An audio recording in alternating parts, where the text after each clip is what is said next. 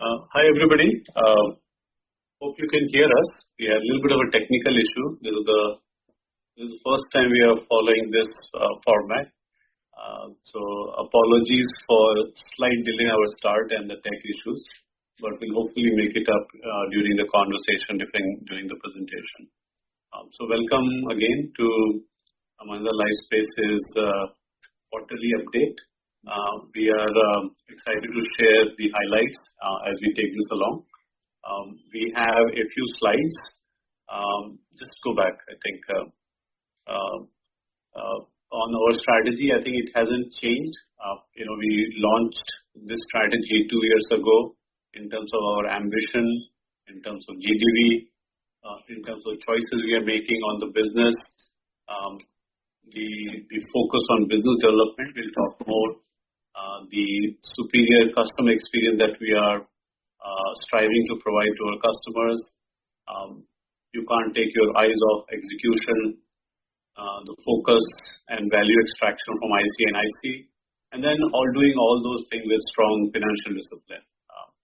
This is our strategy, and supported by a few enablers as you see at the bottom. So it hasn't changed, and we continue to work towards solving the challenges that we have along the way to realize the opportunities that we see in this sector.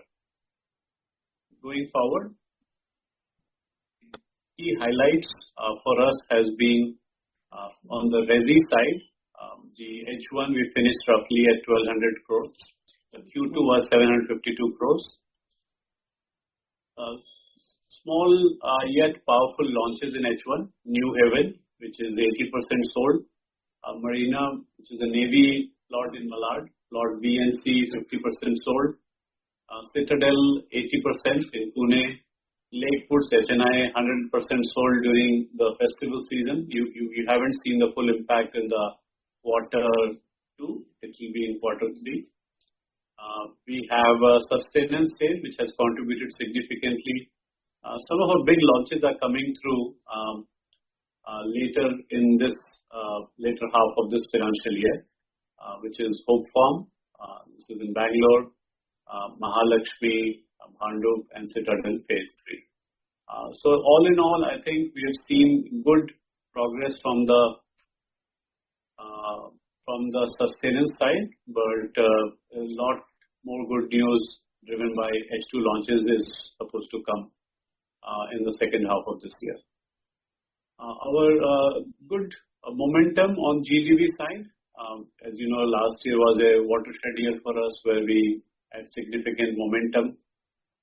We had done 18,000 crore. The question was, how should we continue the momentum? The H1 GDV additions are 5,200 crore, but in the last 30 days, you would have seen 2 announcements where the GDV addition is now totaling to close to 9,500 crore. We have done one large one in Mahalunge, Pune. That is included in that 9,500 crore number. Our accumulation of GDP for us to realize our aspiration is reached 46,000 crore, providing multi-year visibility. And a big support that has been there in this number is unlocking of Thane. If you recall, a year or so back, we had updated you that Thane land parcel has 3 steps of approval. Step 1 is getting that out of industrial land. It's called 63-1A exit. The second is getting it converted into the right zones for us to pursue, including potential IITT policy, etc. And the third is the RERA-related approval. We are glad to share that while last year we had done part 1, step 1, now we just got the DP plan announced for Thane region, and our land is now designated as R zone, which means from a step 2 of the approval, it's all clear. It unlocks GDV worth somewhere between 7,000 to 8,000 crore. So we have put 7,500 crore in the number that you see here. But for us, it's a big unlock because it was in our GDV for a long time, and now we are ready to launch it. So now the process is simple: design, go through concessions, IOD and RERA. That part is already started in terms of development. We're trying to make it exciting project because the large land bank that we have. On the IC side, I hope you can see us. Leave that as I can see, you get the feedback. Put your comments in the chat box if you are not able to hear us or see us. First time doing it has its own challenges. Let me just continue with the third, which is third box here, IC and IC. We're seeing strong leasing activity in Jaipur and Chennai. And the positive news on that front is the healthy realization that we see so far in both these locations. We are working hard to bring other locations to the market. OC2, which is the extended partnership with Sumitomo, is in the last stages of DTCP and EC clearances, and hoping to hear back in this quarter of this financial year. Overall financials, H1 consolidated resi and IC sales of 1,419 crores. Strong PAT delivery of H1, 99 crores that you see here. Resi collections has been strong, close to 1,100 crores. And we have maintained a very healthy balance sheet with very good net debt to equity of, actually we have cash surplus. We also have the benefit of the work that has happened over the last month is to make sure the cost of debt also comes down. So you can see it's quite healthy right now. Move forward. This is the GDV addition that you see. Lokhandwala 2, Mulund and Navrat 2 happened in Q1. Chembur happened in Q2. And then the remaining two, Mahalunge and Navy 2 that you see here are after September 30th, but it has happened in the first 2 weeks of October. So we've shown these so that we capture the full story. I think of these overall, if you look at these 6, 3 of them are going deep into the location which we had already acquired in the past. So Lokhandwala 2 is contiguous to Lokhandwala 1. Navrat 2 is next to Navrat 1, so that we now have a bigger parcel which we are designing a large high premium project. And Navy 2 is contiguous to the Navy 1 Marina 64 that we have, which gives us huge amount of market presence in those locations. Mahalunge, Chembur, these are strategic locations, and so is Mulund, which is giving us a strong market presence in those locations. So overall, while we are trying to add GDV, we are following 2 principles. Principle 1 is, are these the right locations for us for the long term from a demand perspective as well as from a visibility perspective, from a branding perspective. And then second is, we never bring down the guardrails for financial returns to the shareholder. And that's reflected when you do projects which are contiguous to the first set of projects. It helps you leverage infrastructure, resources, and synergize with all the efforts that you're putting there. So that's a good story on GDV. I would say, in the past, I think the question was, are we going to continue the momentum that we have seen in last financial year? And I think this goes in the right direction of what we have seen, and will continue to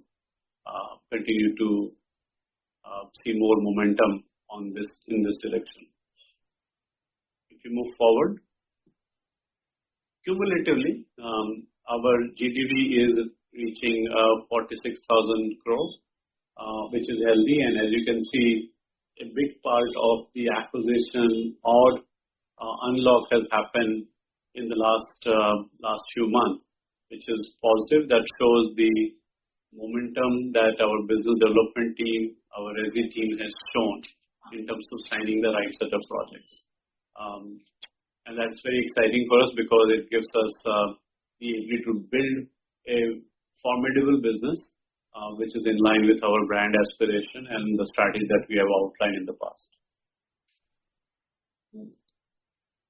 This is the launch plan. I think you largely see the launches that you've seen are smaller launches in H1, and that's why a bulk of the H1 launch is contributed by these smaller launches. But I would say a significant part coming from sustenance sale of the launches that we have done in the past. Our big launches are likely to happen in H2. Not only Marina 64 that you see plot A, we're just waiting for the EC. You all know about the EC issues. That as soon as it comes, we'll be able to launch the bigger part of the inventory from Marina 64. The Hope Farm, we already have the EC Bangalore. We are waiting for the final set of approvals from BBMP and we can go to RERA post that. Mahalakshmi, Bhandup, Citadel Phase 3, they are all in the progress. Mahalakshmi and Bhandup are in advanced stages. Citadel, we are waiting for some approvals specific to the market and which we'll hear back in a few months. But I'm confident that the pipeline that we have in H2 will allow us to achieve the target that we have for this financial year on the pre-sale side. In the past, we always used to struggle with not having enough GDV. Now we have the GDV and now just waiting for the approvals to come through for us to convert that GDV into pre-sale. And in the past, as we shared first time in April with you, how our multi-year growth journey looks like. We have high visibility in our pre-sales plan. Year by year, as you see, this is how we've built up. The overall CAGR from 25 to 30 is visible. Many of you in the past asked about what is the short-term guidance. I think for F26, we've said put a straight line on using the CAGR. But for F27, we are, as we have highlighted in the previous discussions, we're hoping that it will be somewhere between 4,500 to 5,000. And as you can see, the building blocks now are falling in place for us to feel comfortable that we'll have enough inventory for us to achieve that guidance comfortably. And we are working towards that goal. And I'm hoping that that goal really comes through for us to really scale this business to a level which is in line with our brand and strategic aspiration. You also see a few blues that we had in later years, 28, 29 and 30. We are systematically filling them up. But that doesn't mean that they will be launched only in that year. If we have the opportunity, for example, Mahalunge, that's a project we are hoping to bring up into the market in F27. We have planned it for 28, but there's always puts and takes happen depending on the approvals and other issues related to design. So there will be some movement between the years so that will happen, but overall, at least we have put a mark in the ground to say that this is where our targets are and let's work towards resolving them and achieving them. The other thing that you'll see at the top of the chart is our dependence on new launches is, coming down from, let's say, what we saw in FY25. And that's healthy because even this year, you'll see that we are dependent on our launches, but hoping that that slowly comes down and our sustenance portfolio allows us to achieve a big part of the sales, which is much more predictable, much easier to model out in our financial plan. As we move forward, the IC business has been a bellwether. I think it has supported us really well and will continue to do so. We are investing in that business. We are also bringing in partners. This almost a year back, Sumitomo gave a commitment to pursue OC2A, Origins Chennai 2A, and potentially 2B as well. This start of the year is good, both from a Chennai perspective as well as from Jaipur perspective. We will continue to mine this opportunity. We have given a guidance of somewhere between 400 to 500 crore annually from the IC business, and I think we are well on our way to achieve that. There are certain problems and challenges, just like any business that we have. We're resolving them as part of our growth momentum from these businesses. This is the status of our IC assets. Jaipur, Chennai, Origins Chennai 1, they're all in play right now. We are waiting approvals for 2A and then land acquisition going on 2B. Origins Ahmedabad is relatively new, so we're looking for right size customer. All the title, etc., we have kind of gotten validated. We're looking for push button ready infrastructure there. Some infrastructure investments have already happened, but we're looking for one or two anchor clients that will allow us to start that location at the earliest. Origins Pune is an area where we are still doing land aggregation.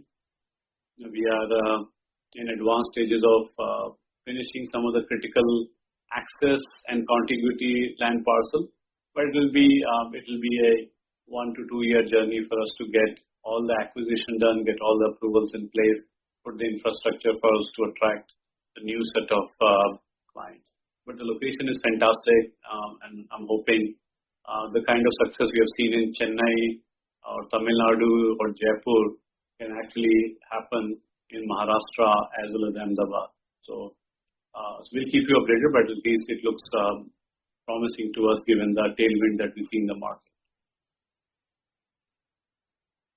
Let me hand over to Sriram. As you know, Sriram has taken over as the CFO for Mahindra Lifespace. Avinash is still here. He's moving to an internal role. I want to thank Avinash for amazing contributions for Mahindra Lifespace, and then wish Sriram to take us to newer heights as from the foundation Avinash has built. So over to you, Sriram. Thank you, Amit. Thanks. Hope everyone's able to hear me clearly. Q2 sales, as Amit highlighted, we were at 752 crores, which compared to last year is a 89% growth. And H1 we were at 1200 crores, slightly lower compared to H1 last year because we had a strong set of launches happening in Q1 of FY25. IC and IC revenues continues to be doing very well for us. In H1 we did about 219 crores of IC and IC revenues. GDV continues to be very strong for us. The momentum, as we had highlighted in the YTD period, we are at 9,300 crores, and in H1 we did about 5,200 crores compared to 2,050 crores last year, almost 2.5 times compared to last year in H1. Residential collections continues to be very healthy. In H1 we had about 1,086 crores, which indicates a 9% growth over last year. And with the launches coming up in H2, it positions us very well for a continued strong journey on the residential collections. Our net debt to equity is at negative 0.17, which presents a very healthy balance sheet for future growth. And compared to Q2 last year, we were positive for 0.26. And our cost of debt continues to be lower. And in Q2 of FY26, after paying off the long-term debt with our rights issue proceeds, we are currently at 6.9%, and we continue to explore opportunities to further optimize on our cost of debt. Moving on to the next slide. This is a segment comparison for Resi and IC business in H1 FY26 versus H1 FY25. Key points to highlight. The EBITDA for the Resi business, as you see, is positive for this quarter. And the IC and IC business continues to generate good amount of profitability. And on an overall basis, for H1, we are at 99 crores of PAT versus negative 1 crore in H1 FY25, indicates a swing of about 100 crores. And our net debt to equity, as I had explained in the previous slide, continues to be very healthy. Moving on, in page 13, we talk about the cash flows at a consolidated level. Just to reorient, this is based on a full consolidated basis. And at an overall level, we had a healthy cash position as of H1 FY26. Our operating cash flows were at 425 crores for the first half of the year. And the launches coming up in H2, we are hopeful that this number will continue to be very positive in H2 as well. And in an overall level, we had a closing cash of around 830 crores compared to similar levels in H1 FY25. Moving on, this financials is prepared based on Ind AS financials. The first two columns are for Q2 and Q1 of this year. And as we had highlighted, on a full consolidated basis, we account for the JVs and the associates and consolidate their numbers on a line-by-line basis. But as per the Ind AS financials, the profits from our associates and JV get consolidated in our share and net profit or loss of JV/associates line. So as a result, totally our net profit for H1 is around 99 crores, as I highlighted, which indicates a better position compared to a Q2 of FY25 and the full year of FY25 last. Moving on, this is a consolidated balance sheet position. As you would see, the borrowings, the long-term borrowings are completely zeroed out as of 30th September 2025, which is paid from the rights issue proceeds we had. There are some short-term borrowings in the company, but that said, we have also had a healthy cash position, and overall our net debt to equity position is in a very, very healthy shape. And again, this is prepared as per the Ind AS financials, indicating a very healthy position on the from an overall perspective. With that, I will hand it over to Amit, for taking any questions. We have also completed the sharing of slides that we wanted to prepare. The rest of the slides are as stop sharing. So Sriram did a very smart thing. All the questions will come to me. That's what you said, right? All right. So we will take the questions from the chat window, right? And then we'll address them. So, the question from ICICI Securities is being around primarily on CapEx update, and I see a lot of questions coming on the CapEx update. Yeah. I think we see a healthy market. Overall, residential market, there are a lot of worries at the start of this financial year that it might take a dip, given we have seen 3 years of buoyancy like 22, 23, 24, or 23, 24, 25.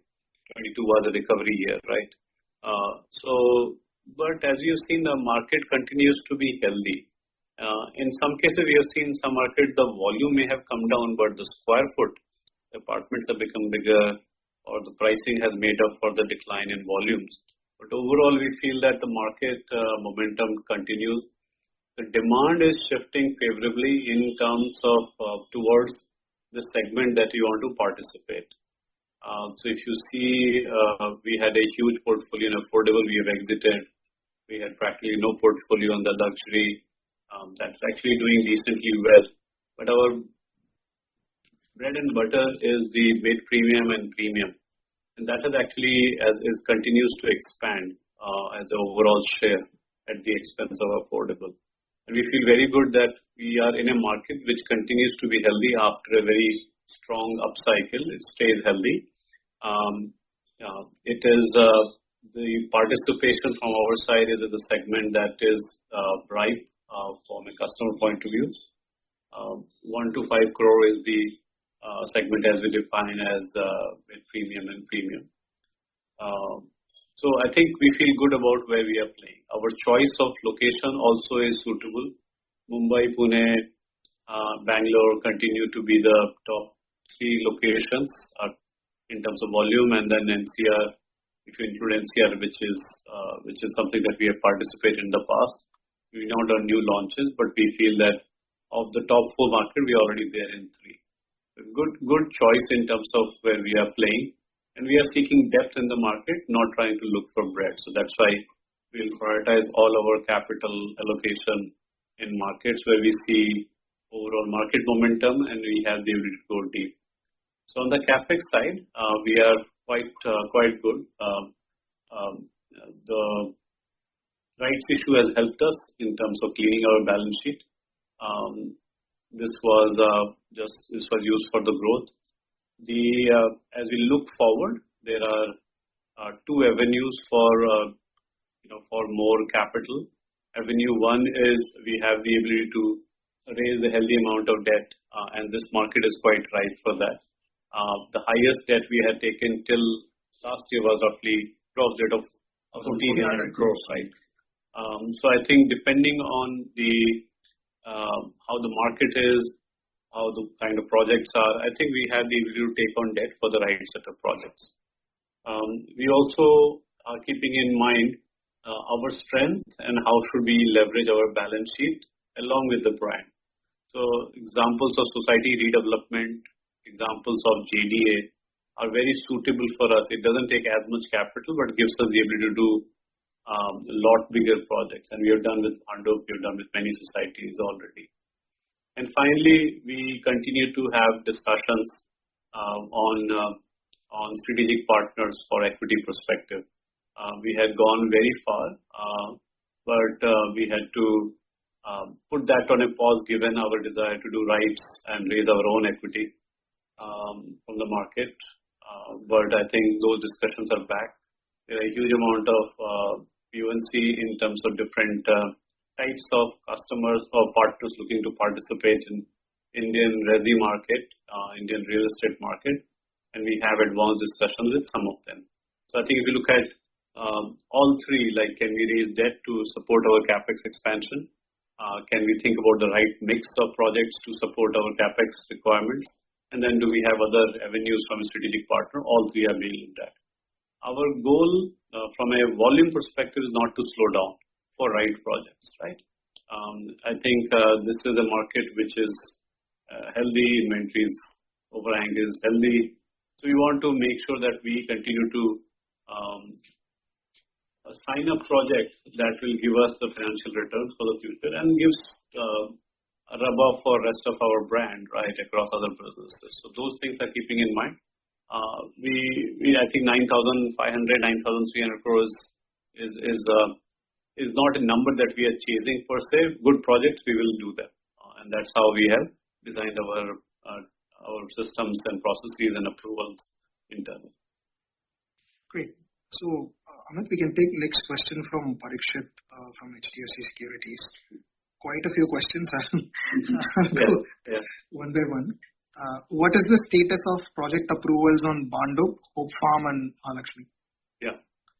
I think they are, let me start with Bhandup. Bhandup is in the final stages of plan approvals.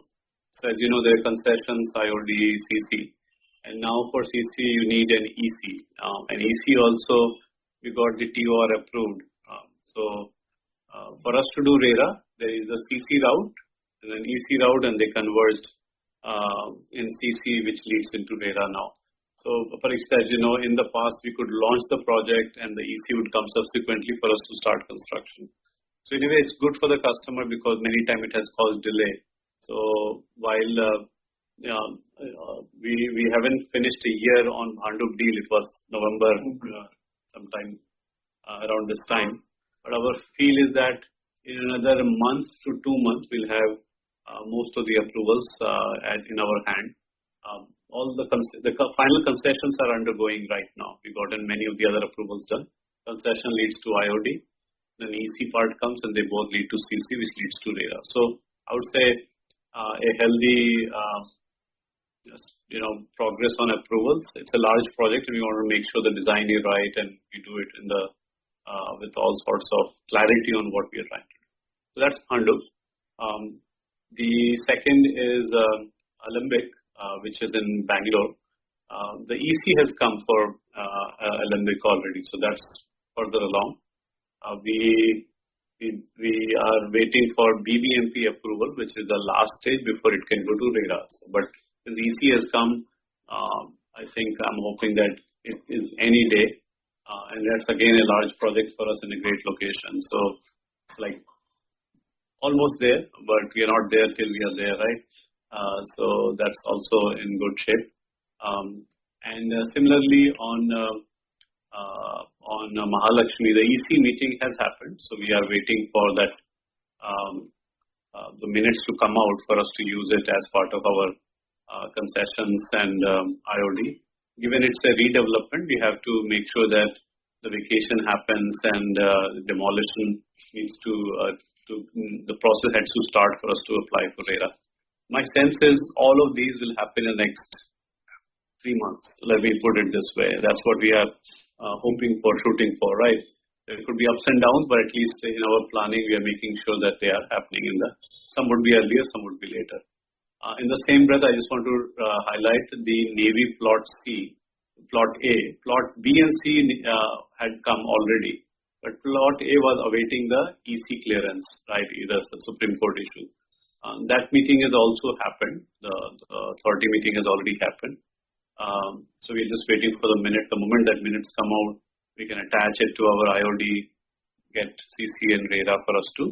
Demolition has already happened. People have vacated. So that also is around 400 to 500 crore, probably more inventory that's there. So all those four are, almost there, but we'll keep you updated. What is the value of new launches GDV for H2 FY26? Yeah, so roughly 7,000 crores is the value of the launches that we are planning. Or let me just say, this is the value of the launches we are seeking approval. We might tranche out the launches so that it's bite-sized, manageable, and we are not just putting so much volume that affects the pricing. So I think even a 20%, 30% penetration of that will give us a tremendous pre-sales for this financial year. So that's 7,000 crore we are thinking for this from the numbers that I mentioned to you, the names that I mentioned. Next question, Amit, is on strong BD as we had done for the full year, for the year to date till now. Do we expect the BD momentum to continue? Yeah, absolutely. The BD moment, as I said earlier in the previous CapEx question, I think right projects, right locations, which are good for our brand salience, we will continue to pick them up. So absolutely. We also want to update that on Westera, which was a project that was getting delayed. We got in the DA signed for that also. It's a marquee location. There were some issues that we had to resolve. All of them have been resolved. We expect to launch it now that the DA is signed in the next financial year. Next question is on the balancing factor and pre-sales reported on the slide on the project data project wise. So Parikshit, I'll take this. I think what we had done is whenever the projects are completed, especially in Chennai, we move them out from the ongoing projects to completed inventory. So the completed inventory sales is not probably reflected in the slide because that slide is primarily on the ongoing projects. So the difference, as you're talking about, is primarily due to the sale of the completed inventory. Next question is on project completion and deliveries for FY26. Yeah. So we have some that have happened, but I think the bulk of the completions are in H2, second half of this year. We have roughly 8 completions that are being planned for this financial year. I think they are all across. They are in Delhi, they are in Pune, 2 in Pune actually.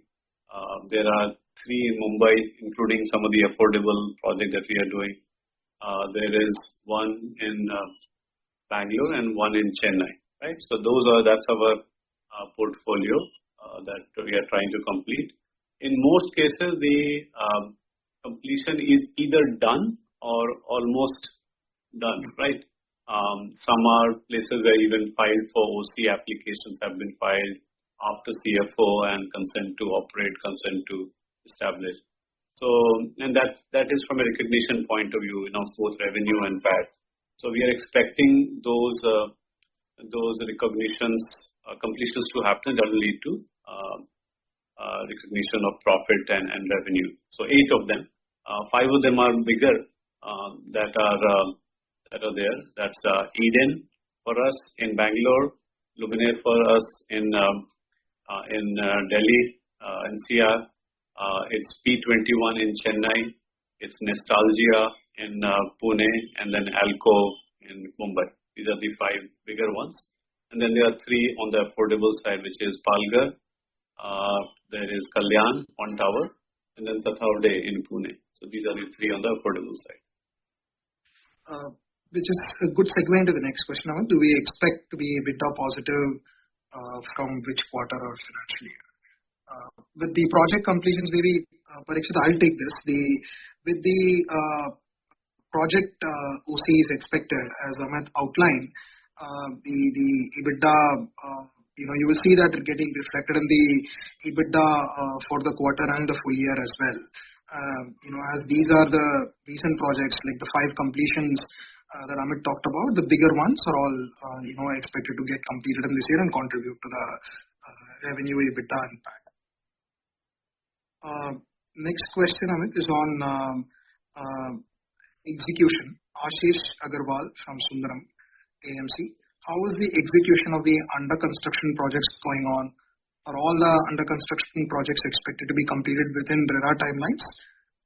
Do we expect any impact on financials in the near term? Yeah, that's it. I think that's my biggest priority, Ashish, right? Ashish. Yeah. Ashish is my biggest priority because the construction phase is typically, we get so much excited with GDV and launch that at times we forget that the longest phase is construction and delivery to the customers. And that creates a moment of truth for a customer. If you don't deliver a good product on time, it really affects the brand perception and the quality of the work that we do. So we are particularly focused on that. And so overall short answer is I track it on a frequent basis, make sure on the quality, cost and timeline, all those are balanced in the best possible way.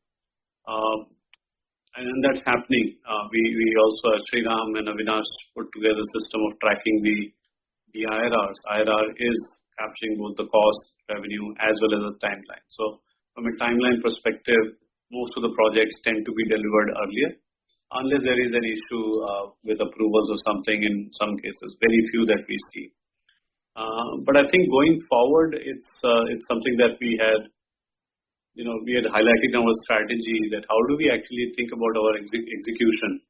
And last week itself we signed an MOU with Tata Project, starting with Mahindra Vista in Kandivali. It's a large project. And to make sure that the quality, cost, compliance are in line with what we expect from the project. In fact, if we can over-deliver on each one of them, in terms of quality, in terms of cost, in terms of compliances, in terms of timelines, I think that partnership will hopefully flourish. And that is not the only project we will do with Tier 1 partners like Tata Project. We'll continue. This is our second one. We did the same thing with Ivy Lush in Pune a few months back. And I think that's one way for us to ensure the execution happens in line with the planning for the project, and we meet the OC and the customer expectations. One question from Deepak from Swan Investments. After good traction in BD, how should we think about the management bandwidth going ahead? Whether it'll shift to launches and execution, and how should we think about the BD going forward? Yeah. I think it's a good question about management bandwidth. I think I would say that all of us could do with some vacation. But I think that's the fun of building the firm from ground up, right? We had tremendous potential, but it was not yet converted into business. Now we are starting to see that potential getting converted into BD, then hopefully pre-sales, and then the financial returns like cash flows and other things. We are adding management capability. We are hiring people in our construction team. We are hiring people in our sales team. We are hiring people in our all the functional design team, technology team. We just hired our Parija joined us as she has joined as a chief technology officer. We see the role of technology going to be amplified significantly, even in this kind of industry. So I think all across the functions, we are taking strong steps to create a good execution and management bandwidth. And that will continue to do so. I wish we had a situation where we create bandwidth and then build a business. I think in this case, it will happen concurrently. And it will stretch people, to be honest, stretches all of us in the leadership team, but rather have it this way than the other way, where we have too much time for not many projects, right? So we are building the capability, and I'm also thinking about capabilities that would be required in future. For example, if you're going to construct tall buildings, right, taller buildings, right? Mahalakshmi is an example. That will be the tallest building we are constructing. How do we think about structural engineering? How do we think about learnings that can be deployed for other projects, right? From a safety, compliances, facade, right? Those capabilities are something that we have to build. We are, let's say, lower on those capability, but by the time these projects are launched, we would have enough experiences to make sure we support these projects with the right set of capability in the management team. Next question is from Shreyans from Equirius. This question is on BD, I think, for H2, which we talked about. This other question is on Sai Baba, if we have any update on Sai Baba that we can provide. Yeah. I think Sai Baba, I think the design has been submitted. The DA was done some time back. We are facing a small issue with some road alignment with the neighboring society. I think those discussions are underway. We have to take a call whether we go ahead as is or we go back a couple of steps and do it in the right way. So, and if you don't have the comfort of the other society, we'll have to either find an arrangement with them or do it from scratch. Doing from scratch has a time delay angle tied to it, so we are evaluating both the options, and we at the end want to do the project which is the right project for our customers. So we'll ensure alignment with all stakeholders. My expectation is this project may get launched in the next financial year, H2 of that. Given it's a large project, and I think I was visiting the other day. The access is amazing, and like the area is just really flourishing. So great location for us to be doing this project. So yeah, so that's Borivali. On BD, I think we covered it, but I just want to highlight that we're getting tremendous response for us in redevelopment, and that is an area that is capital efficient, time inefficient, if I can say. Borivali is an example. We'll continue to push that, and we want to be a leader in society redevelopment for sure. One last question from Debojit. You acquired a big land parcel in Bandu at LBS. How are you thinking of planning to construct? So you could talk about a little bit on the schedule for project completion. Yeah. it's a large project. It's roughly 4 million square foot overall. RNA. So roughly 6 million square foot, 6.5 on the saleable side, right? So very large project. 37 acres of land. Great location. I would say one side metro, the other side train station, roads on all four sides, DP road connecting from east to west, right? So it's a beautiful setup, a mall right across, and we are doing residential, we are doing commercial, we are doing retail. So it's an outstanding location. In our business plan, we have planned roughly 8.5 years for sales and 10 years of construction from the time of approval. And this is not an outright acquisition, it's a JDA with GKW, Joint Development Agreement. And this is something that we aligned with our partner, JDA partner. Our goal obviously is to fast track that, right? Not only the sales part, but also the construction side. We have this planned in, let's say, 4 to 5 phases, 3 phases of residential, 1 phase of commercial, and 1 of retail. That doesn't mean they will be sequential. They can be, they can be concurrent depending on how we see the demand pull up for that. But the residential, the first launch will happen H2 of this year as of our current plan, as soon as we get the approval. And then we'll continue to monitor the market absorption velocity to plan for the next set of launches. So it's a large project. We are very excited. It's going to be one of the flagship premium projects that we would have done. I'd love for you to visit when we have the sales gallery done. Maybe we do one of the physical meeting in the sales gallery whenever it's ready. So I'd love to invite you and host you there.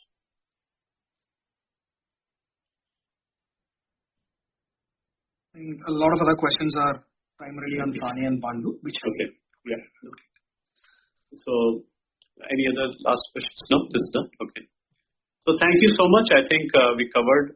Apologies for a delayed start and the interruption that we had. We're experimenting. Please share your feedback whether this format was useful or not. We try to move away from audio to video, and we will continue to do in person.